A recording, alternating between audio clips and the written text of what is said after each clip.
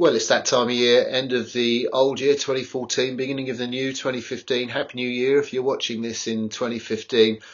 You see a lot of different sports have their top 10, top 50, top 100 lists of best players or so in 2014. You don't see a lot of that in rowing. Got me thinking that I might do my own 10 most memorable moments of 2014. And that's what you're going to see with a few photos from the World Rowing website and the Henley website. But I thought before I would run through the top 10, I'd just say what a fantastic year it was. There are quite a few moments that haven't got in there. I thought the Ukrainian quad's effort in winning the Europeans a world title was fantastic.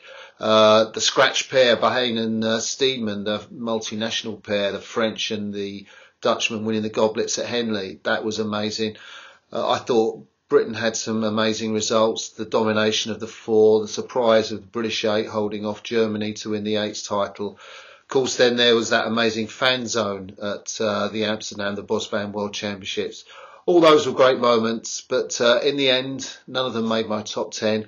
What did? Well, they're coming up just now. So number 10 is Eric Murray and another one of his fantastic Ergo records. This one is the 10K. Amazing pace, 31.05. Just beggars the mind what he's going through 5K in 15.5 minutes. What I really like about this and why it's in the top 10 is because Eric puts it out over the internet, he publicises it, it creates a lot of excitement in the world of rowing, and I think that's tremendous for the sport. I'd really like to see more open competition between squads and their Ergo scores, but there it is, Eric Murray at number 10.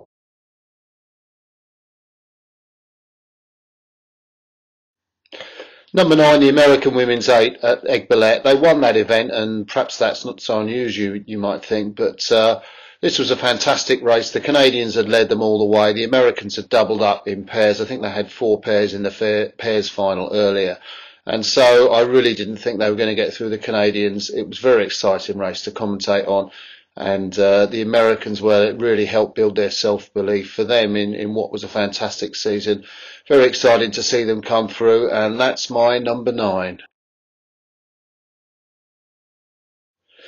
So number 8 is Fiona Bourke and Zoe Stevenson. Not their World Championship win, but actually where they came through to win in lane 6 at Lucerne. You don't see too many wins in lane 6 at Lucerne, but the quality of the women's double sculls field, to me, it makes it the toughest event in women's rowing. You had the Australians, Aldersea and Keogh, the world champions Vista Tate and Valkykaite, and then you had the Poles, the magical Fularczyk and Medage. What a tremendous race. The Poles really took it out, and there was a great head-to-head with the Lithuanians, the Australians coming into it.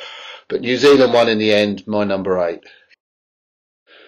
So number 7 is when Alan Campbell, the British bronze medalist in the 2012 Olympics, got dropped from the British rowing team because he finished in the C final at Lucerne by Jürgen Grobler. I guess what was odd about that, and really what I thought was so amazing, was the fact it was done in the departures lounge of Zurich Airport. Alan Campbell was clearly amazed and distressed. I guess it's something that Jürgen does. It surprised me. I guess it surprised Campbell. That's my number 7. At number 6, the head of the Charles 50th year brought a tremendous contest between 2 amazing 8s, the Scullers 8, which included the Sinkovich brothers, Olaf Tufte among others, Roll Brass, and then the Sweepers 8 put together by Hamish Bond with the Australian Just Dunkley Smith, Richard Smith from Germany. A fantastic combination. They looked great out paddling. The race was full of expectation. Watched them come round the final bend. The Scullers looked great. I thought the rowers did too. The Scullers took it in the end. What a finish. Number 5, well, Mahe Drysdale versus Andre Sinek. Conditions on the Bosbaan at Amsterdam did produce some amazing races, and I think this was one of them. Mahe Drysdale in 2, Andre Sinek in 4. Of course, Sinek led off early, and we were expecting the big surge from Mahe Drysdale. It came in the third quarter, 2 seconds quicker than Sinek, and it did look like the Kiwi was going to come through the Czech sculler to take another world title. But in fact, Andre Sinek dug in, and even though it was so close to the finish, Drysdale just couldn't do it. A fantastic race, though.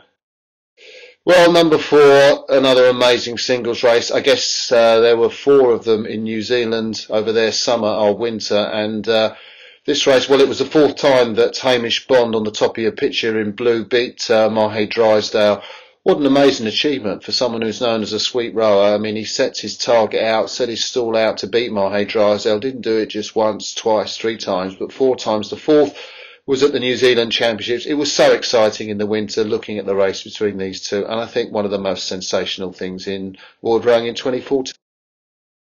Another fantastic sculling race at number 3 is the duel between Emma Twigg and Kim Crow at the Sydney World Cup early 2014. It was amazing, I think, because it was the first time Twigg beat Kim Crow. To be fair, the Victorian had rowed in so many events in that festival of rowing, but I think psychologically that win gave Emma Twigg the boost she needed to become world champion. But really it was so exciting to commentate on because the race went down to the very final strokes, and it did seem like the fast starting Kim Crow would hang on to beat Twigg, but Twigg got the verdict, and I think that changed a lot.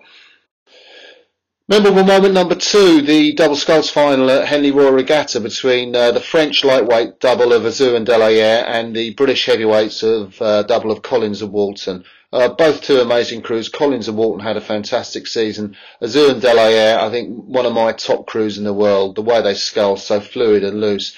And I think the line-up, the lanes, the French double had the grandstand side, maybe a slight advantage there, but there was no more than half a length in this race the whole way down. You didn't know who was going to win. The French took it at the end. It was so exciting. That's my number 2. Most memorable moment, 5:59.72, sub 6, that's all that matters. And the Croatian double, the Sinkovic brothers, well, what a year they had. They set that record in a semi-final where they destroyed a quality field, but when the Croatian quad broke up after Damir Martin's back injury, who would have imagined that the world would see a double as fast as the Sinkovic brothers seemed to scull their boat? It's beautiful to watch. It's poetry in motion. And I think really, for me, someone to rival the Kiwi pair, the Sinkovic brothers, my most memorable moment of 2014.